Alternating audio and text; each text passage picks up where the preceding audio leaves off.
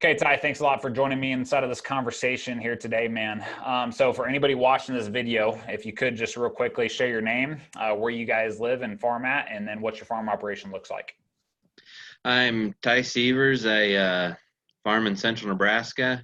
Our farm, we do a cow-calf seed stock operation. We farm about 1,200 acres of farm ground. We do a custom hay business, and we sell some hay on the side too. That's something we don't do a lot of anymore, but pretty busy with all that. Yeah.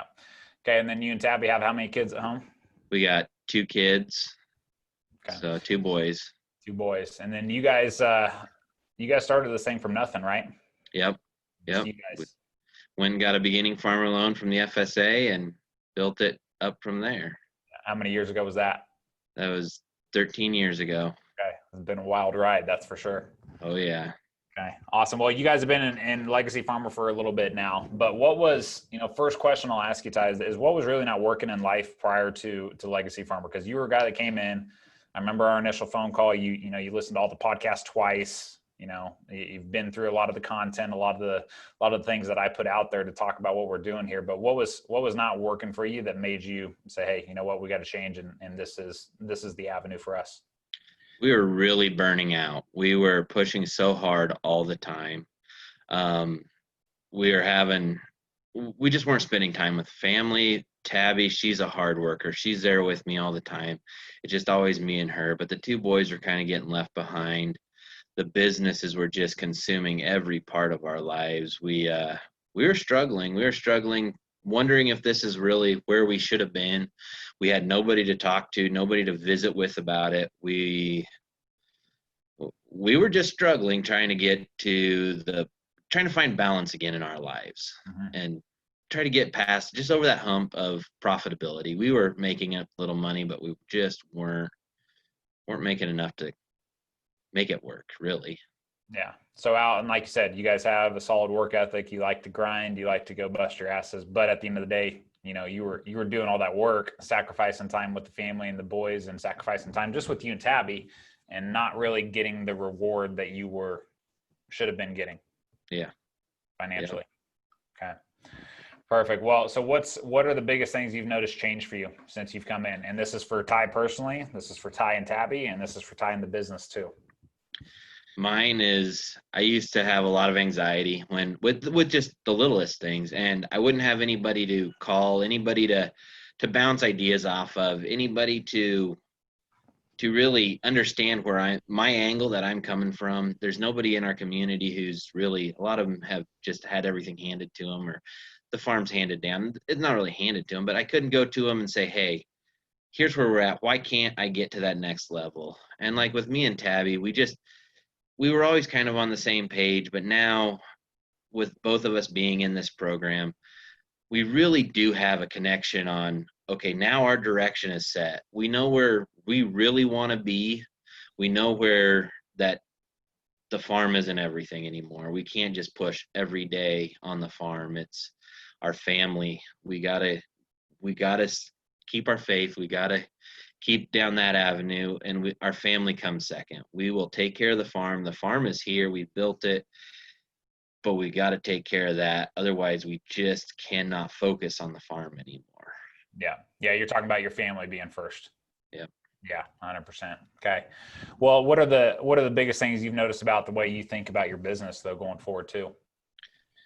I've really really learned that there's some different angles that I didn't even understand. It's for me, it was always, let's just work our butt off. We can work 20 hours a day every day, and at a certain point you can work yourself into making money.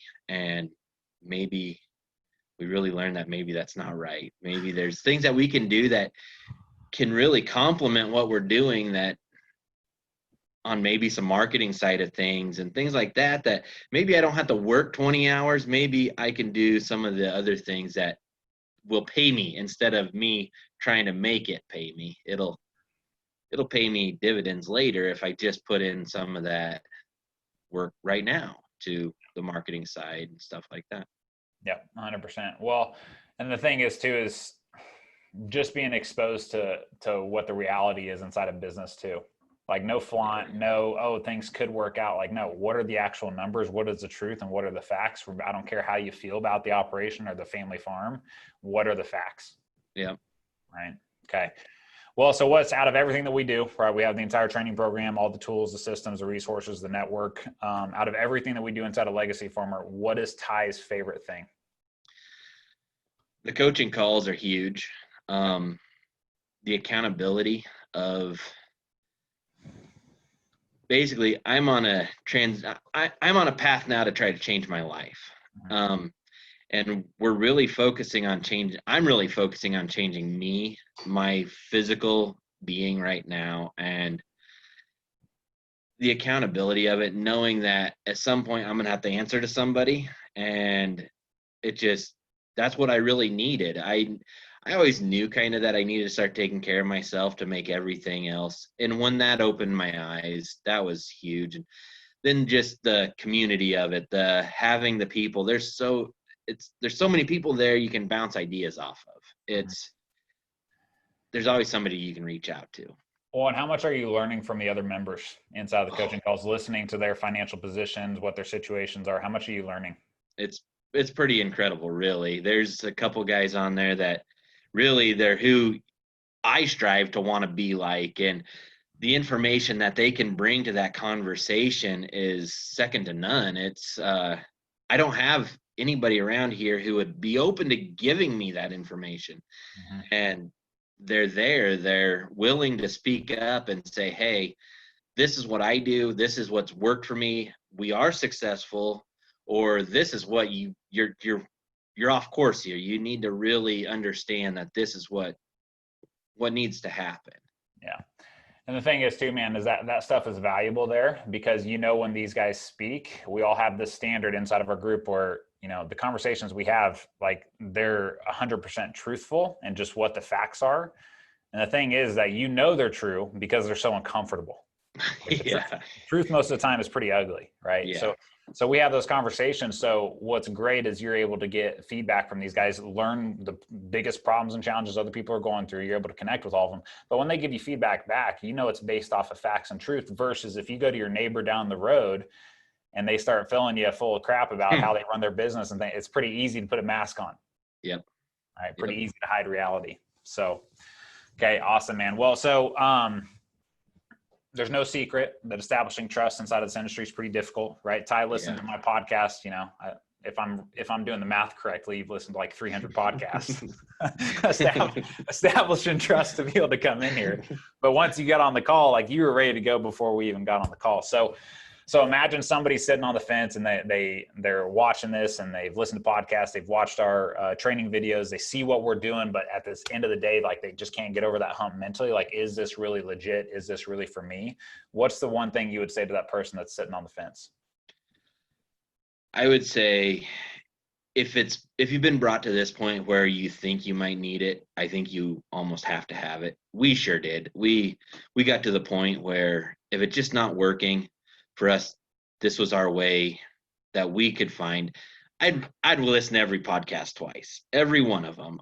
I knew I needed a change. And for me, this change was exactly what I needed. The truth, the honesty, the accountability of this, and the help in the personal aspect of life, the business aspect of life. It's really there to help you grow in yourself, because really you're always growing until the end. And for us, we needed it. I know I didn't realize how great it was until we got into it. It was I don't know, it was completely different for us. Oh, that's the thing is like, man, have you found any other program, anywhere else, anybody inside of the ag industry that's doing anything even close to similar as what we are?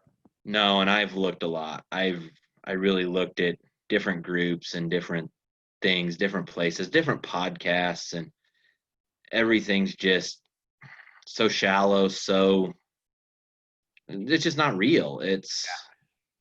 Nothing was just in your face. Yeah, there's some hard times. Boy, there's some really hard conversations we've had. and some I didn't really always want to hear. Yeah. But it's what I need. 100%. Right. Because otherwise you're operating off of fantasy instead Absolutely. of facts. Yeah. Okay. Awesome, man. Well, so we'll cut it off there, man. I appreciate you taking the time to do this with me today. Yep. Okay. No problem.